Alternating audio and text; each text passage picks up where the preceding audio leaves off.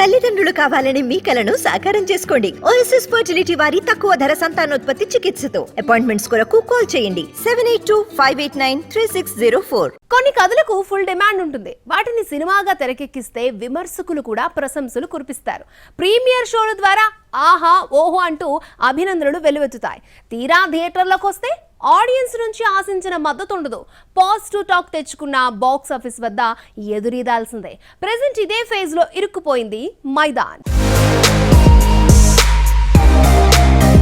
బాలీవుడ్ లో అజయ్ దేవగన్ హీరోగా అమిత్ శర్మ డైరెక్షన్ లో తెరకెక్కిన పీరియాడికల్ బయోపిక్ మైదాన్.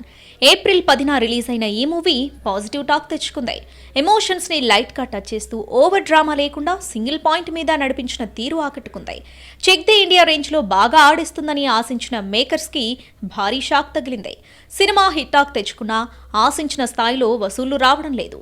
మైదాన్ సినిమాకి మొదటి రోజు దేశవ్యాప్తంగా 7,25,00,000 మాత్రమే వచ్చాయి. 2-3 రోజు కూడా ఆశించిన స్థాయిలో కలెక్షన్స్ పెరగలేదు. అజయ్ దేవగన్ లాంటి ఇమేజ్ ఉన్న స్టార్ హీరోకు వచ్చే వసూళ్లు కావివి. డిజాస్టర్ టాక్ తెచ్చుకున్న బడే మియా చోటే మియానే దీనికంటే మెరుగైన నెంబర్లు నమోదు చేసింది. సాలిడ్ బ్లాక్ బస్టర్ కోసం ఎదురు చూస్తున్న బాలీవుడ్ కి ఈ పరిణామాలు ఎంతమాత్రం మింగుడుపడ్డం లేదు. ప్రతి సంవత్సరం ఈద్ కి వచ్చిన సినిమాలు టాక్ తో సంబంధం లేకుండా కలెక్షన్లు రాబట్టేవి. అలాంటిది మైదాన్ కు ఇలా జరగడం చిక్కడం లేదు. ఇండియాలో క్రికెట్ కున్నంత క్రేజ్ ఫుట్బాల్ కు లేకపోవడం ఒక పాయింట్ అయితే, లగాన్ చెక్ ది ఇండియా రేంజ్ లో గూస్ బంప్స్ ఇచ్చే కంటెంట్ ఇందులో పెట్టకపోవడం మరో కారణం. ఏదేమైనా దేశభక్తిని రక్తి కట్టించడంలో మైదాన్ 100% సక్సెస్ అయింది. బాగుంది అనిపించుకున్న సినిమా కూడా బాక్స్ ఆఫీస్ వద్ద ఎదురీదాల్సి వస్తుంది.